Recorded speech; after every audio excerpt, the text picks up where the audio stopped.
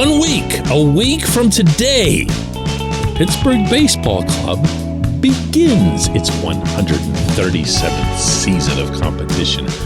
Excited yet? Yeah? No?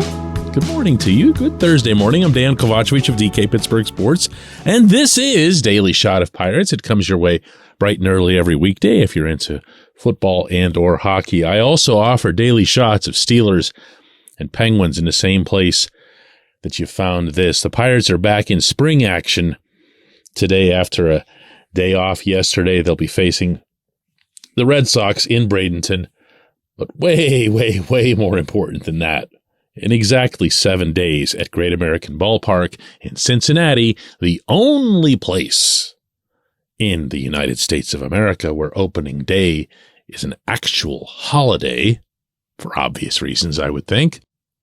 The real thing gets going. And there's a part of me, I'm not going to lie, I'm feeling pretty good about what this team can do under certain circumstances as it relates to meaningful improvement over the past 2 seasons. Now, that's immediately going to come across as damning them with faint praise. You know why? Because it is. However, what I'm looking for more than anything isn't, some 10-game improvement or, going from 62 games or 62 wins or 61 wins to 72 or 71 or something like that. That doesn't really mean anything to me. What would mean something is if you could see the Pirates pull what used to be known in the business as a Marlins, meaning bring a bunch of younger players along, give a bunch of younger players a chance, and then watch them just grab the thing and go. Now, it's been quite a while since the Marlins were those Marlins.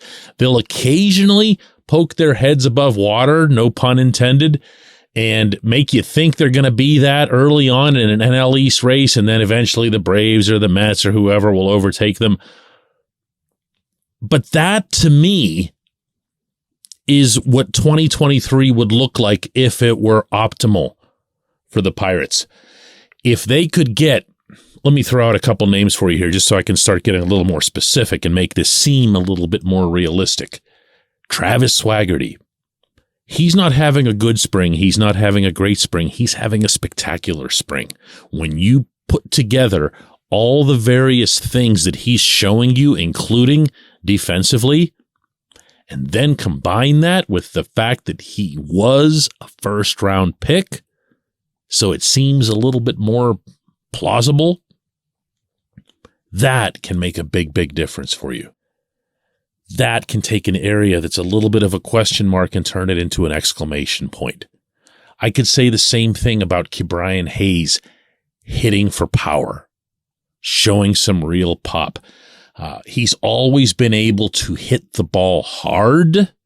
His problem in the minors, and to a lesser extent in the majors, has been that he'll hit it hard, but he'll hit it on the ground, and he'll put it right at somebody.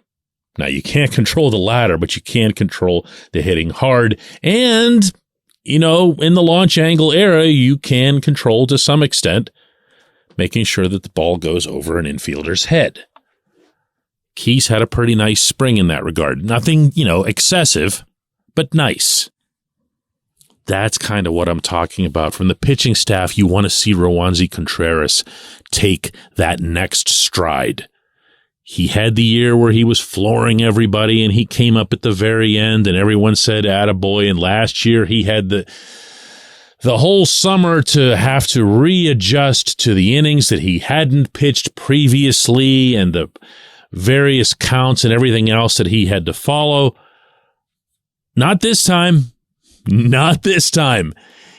If he's going to be handed the ball, he's going to be expected to take it and run with it.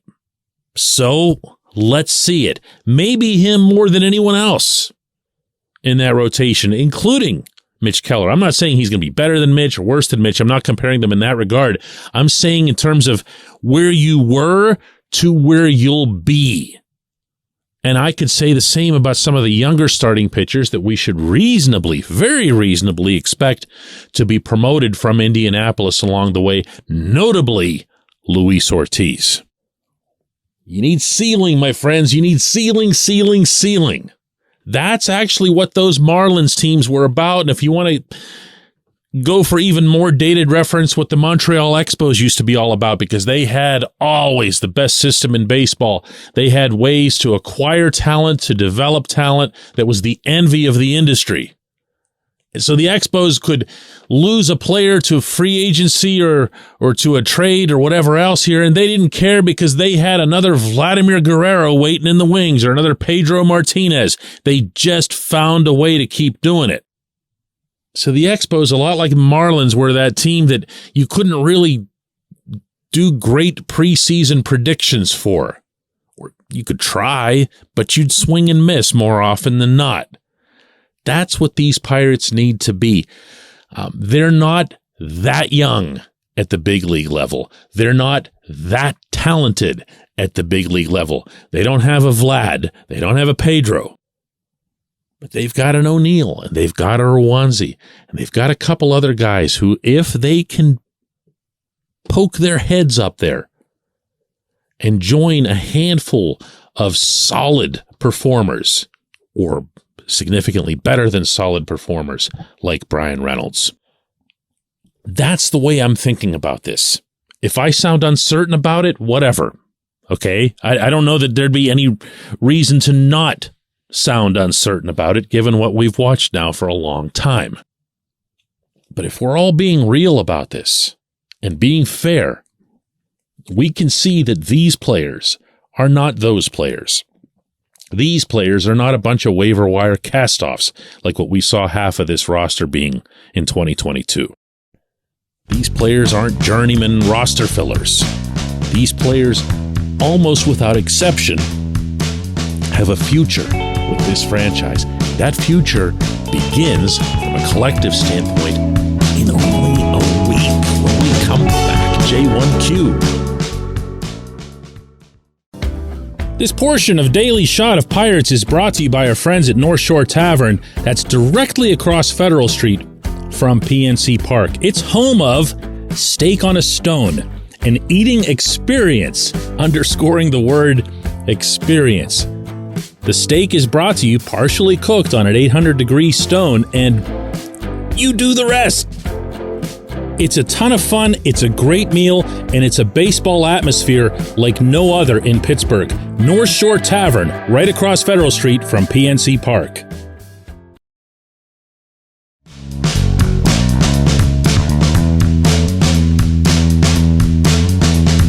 Today's J1Q, it really isn't that. It's not questions. I got a lot of response to yesterday's J1Q answer about why in baseball it's called a clubhouse and in every other sport it's called a locker room. The answer, for anybody who missed that show, was pretty simple stuff. The clubhouse thing actually goes back to the earliest days of baseball when there weren't rooms under the bleachers or the standings. You didn't just turn around in the dugout and go back down a hallway. Rather, you would go out to the outfield in an actual little house that looked way more like a golf club house than anything else. I'm not saying baseball got it from golf. I'm saying that they're similar concepts. In Bradenton, the dugouts still don't have anywhere for you to turn around and go to. It's just a wall all the way across. So what you see are the players walking on either the first or the third base lines in foul territory once they're done for the day and other people are coming in their place, the younger guys who fill in the later innings. I got replies here. First of all, the one that was the most meaningful came from Jerry, who points out, when I said I didn't know what that was like at Forbes Field, I didn't know what their situation was here. That was before my time. Jerry says, I worked as an usher at Forbes Field a few years before it closed. Both clubhouses were under the stands on the first base side. Did not know that. I speculated based on just some vague recollection or memory of seeing film that might be the case, but that was in fact the case. I did not know that they were both on the first base side. Dana has interesting history regarding the clubhouse. I thought that it had something to do with the old-time baseball teams always being referred to as a club. The players joined to form a team to play against the club in the next town. Well, I love the fact that the Pirates' official name, their corporate name, remains to this day Pittsburgh Baseball Club. There have been readers or listeners who've joked with me over the years, or they were serious. I can't tell that I was the one that came up with that as some sort of sappy term for them. That's actually what they're called. I tend to only call them that on opening day or when there's something really, really significant, a stronger point that I want to make. So I'll be using the term Pittsburgh Baseball Club again in the column that I write from Cincinnati. I've mentioned that it's a week from today, right? David says, Howie Long once said that when he got into, Howie Long being an NFL Hall of Famer, said that when he got into a big league clubhouse one time and saw the spread that was laid out for those guys, he understood immediately why his was called a locker room and why baseball's was called a clubhouse. Said it was like a country club comparatively. I am here to attest that this remains true. The Pirates no longer have their post-game spread in an area where we can see it in PNC Park. There's an eating area that's out of media access. On the road, we have clearer views in a lot of places, and you can tell that it's a pretty nice little setup.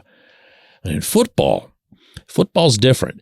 Football, the players are in such a rush to get out of whatever stadium that they're in. And again, I'm referring to the road. And also even at home, there's a different mindset in the NFL where the players are looking to find their families and the people that came to the game with them or to watch them as quickly as possible. Baseball, that's not the case. There's 162 of them. You're just away from them. They're not around. In football, they take you along. There's only 17 total games. You can make 8 trips a year and all that. So they're not looking to hang out. What they'll do is they'll go out and they'll walk past something of a really basic food table that just has the kind of foods that the Steelers, would want their players to eat.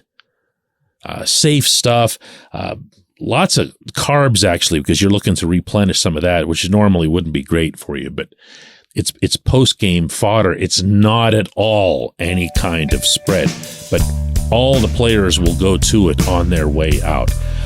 This was fun. Like I said yesterday, ask this kind of stuff more often. This is neat. I won't always have the answer. I don't have all the answers.